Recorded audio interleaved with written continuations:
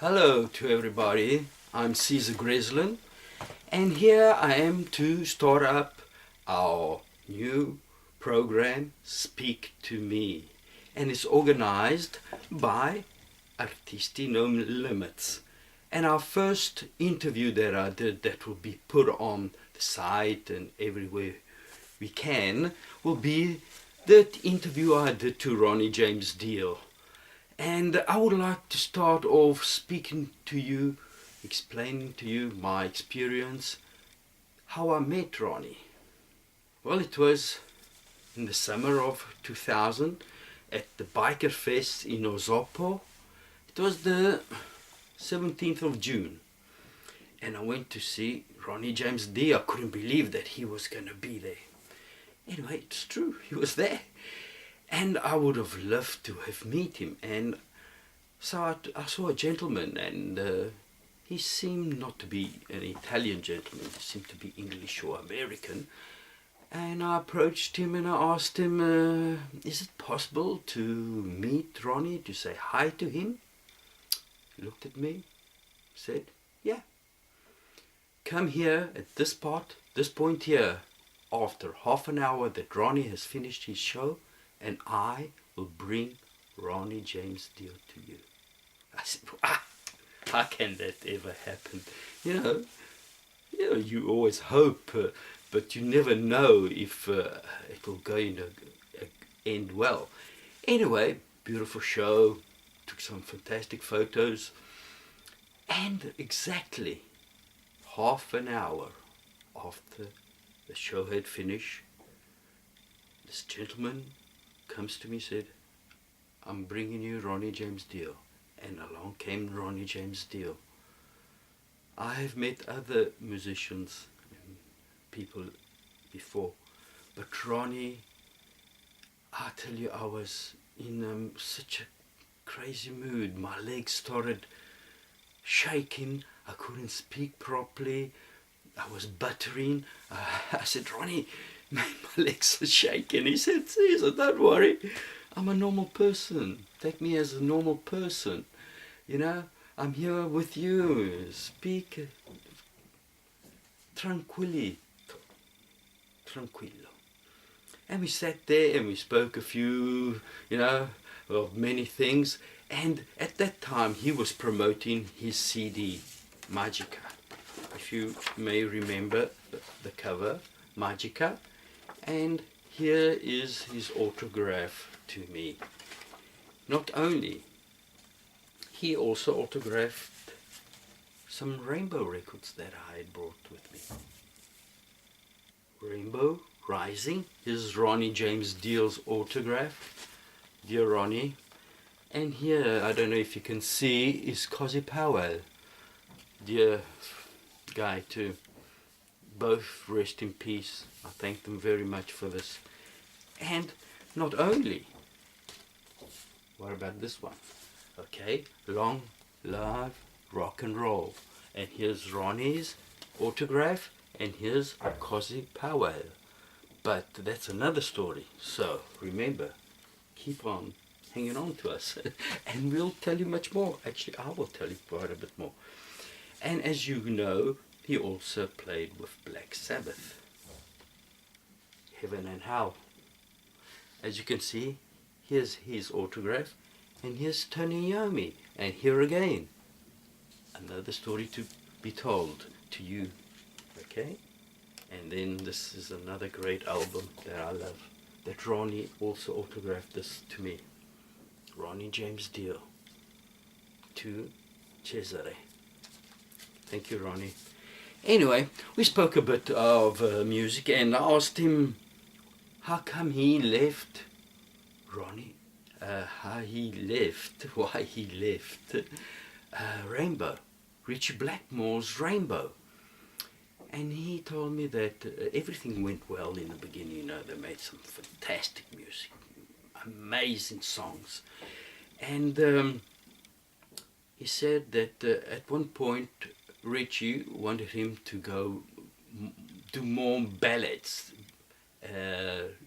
music more, let's say, slower music, not no more that hard rock, let's say, classic rock.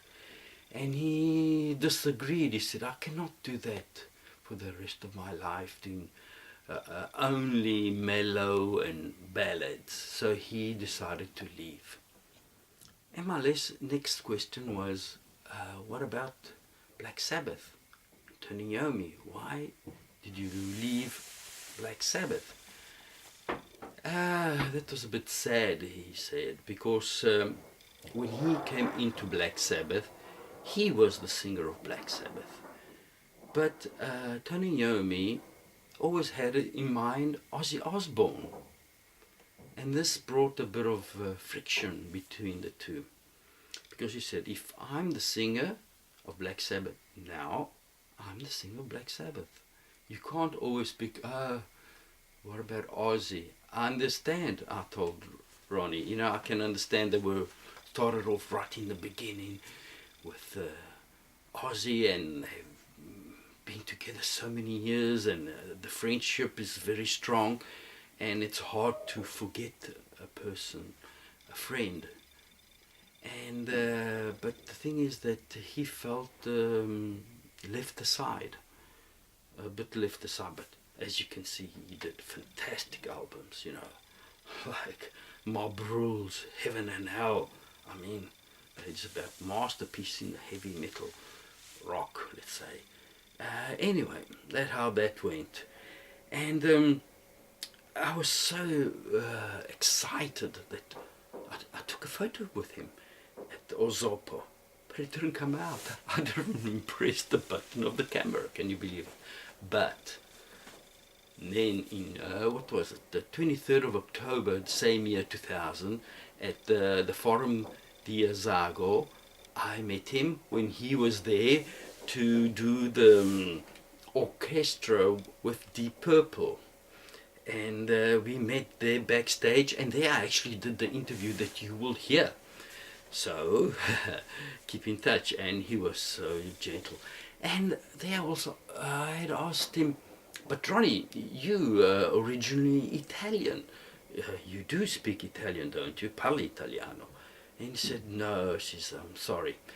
When I arrived in America, you know, I only spoke Italian.